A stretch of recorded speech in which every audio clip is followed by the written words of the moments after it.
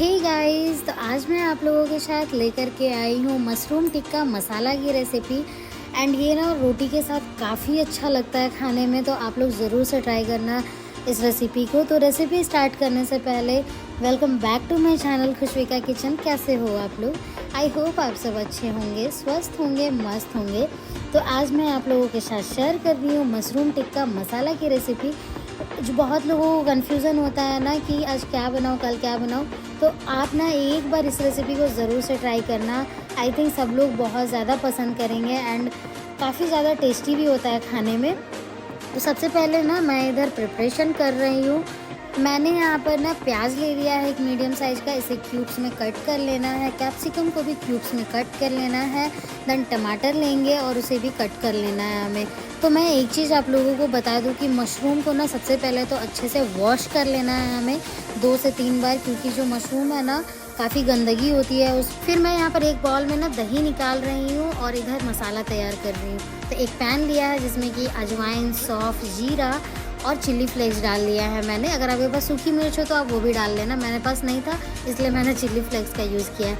इसे दरदरा कूट लेना है। अगर आप चाहो तो इसे मिक्सर जार में ना ग्राइंड भी कर सकते हो, it's totally depend on you. उसके बाद फिर इधर ना एक पैन ले लेना है फिर से, और इसमें हाफ कप के करीब हमें वेजिटेबल ऑयल डालना है। मैंने यहाँ सरसों तेल का यूज़ किया, इससे बहुत ही बढ़िया टेस्ट आता है। कश्मीरी मिर्च डालना है कलर के लिए, और बेसन डालना है जिससे कि टिक्का में ना काफ़ी अच्छा स्वाद आता है। फिर मैंने यहाँ पर जो कूटा हुआ मसाला था वो ऐड कर देंगे दही में। उसके बाद बेसिक से मसाले मैंने ऐड किए हैं। तो मैंने कौन कौन से मसाले ऐड किए हैं ना, ये मैं आपको डिस्क्रिप्शन बॉक्स में दे दूँगी, आप वहाँ से जा करके फॉलो करना। मैं डिस्क्रिप्शन बॉक्स में इकट्ठे एक जगह दे देती हूँ ताकि आप लोगों को भी ईजी पड़े और अच्छे से आप लोग फॉलो कर पाओ, बार बार वीडियो को ना प्ले पॉज ना करना पड़े, इसलिए मैं दे देती हूँ। उसके बाद फिर मैं इधर क्या कर रही हूँ ना कि जितना भी कटिंग चॉपिंग किया हुआ वेजिटेबल्स था ना सबको मिक्स कर लेना है कर्ड में। मैरिनेशन हो गया कंप्लीट। उसके बाद इधर मैंने वुडन वाला स्टिक लिया है, उसमें एक एक करके मतलब कि मशरूम, कैप्सिकम, इन सब चीज़ों को ना मतलब कि डालते जाएंगे। और मैं इसे ना एयर फ्रायर करूँगी। अगर आपके पास एयर फ्रायर ना हो तो आप इसे ना नॉर्मली आप तवा में भी सेक सकते हो, इसमें कोई दिक्कत वाली बात नहीं है। दोनों में ही टेस्ट वैसा ही आता है, अच्छा आता है। बस एयर फ्रायर में ये रहता है कि ऑयल थोड़ा कम लगता है एयर फ्रायर होने में, और तवा वाले में थोड़ा तेल देना पड़ता है फ्राई करने के लिए।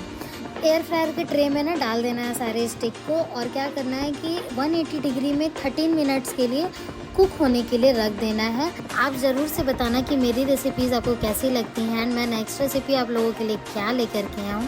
तो आप देख सकते हो कि 13 मिनट के बाद ना टिक्का बहुत बढ़िया बन करके तैयार हुआ है। और जो ये मसाला बचा था ना स्टिक में डालने के बाद, जो नीचे का जो मसाला बच गया था, तो मैं आज आप लोगों के साथ शेयर कर रही हूँ पनीर टिक्का मसाला। तो सबसे पहले तो बारीक कटा हुआ प्याज ले लेंगे, प्याज को भून लेना है हमें। उसके बाद थोड़ा सा अदरक लहसुन का पेस्ट डाल देना है, इसे भी अच्छे से भून लें पहले, क्योंकि कच्चा फ्लेवर आएगा लहसुन का तो फिर अच्छा नहीं लगेगा खाने में।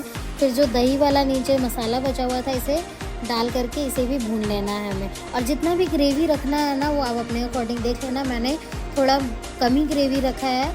और जो टिक्का बन करके रेडी हुआ था वो इसमें ना एक एक करके डाल देंगे।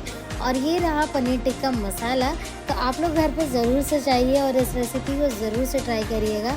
और इसमें ढेर सारा धनिया डालना ना भूलें, क्योंकि इससे बहुत ही बढ़िया एक स्वाद आता है। अगर आपको ये रेसिपी अच्छी लगी, ये वीडियो मेरी अच्छी लगी, तो आप अपने फैमिली एंड फ्रेंड्स को ज़रूर से शेयर करिएगा। Keep watching, keep loving.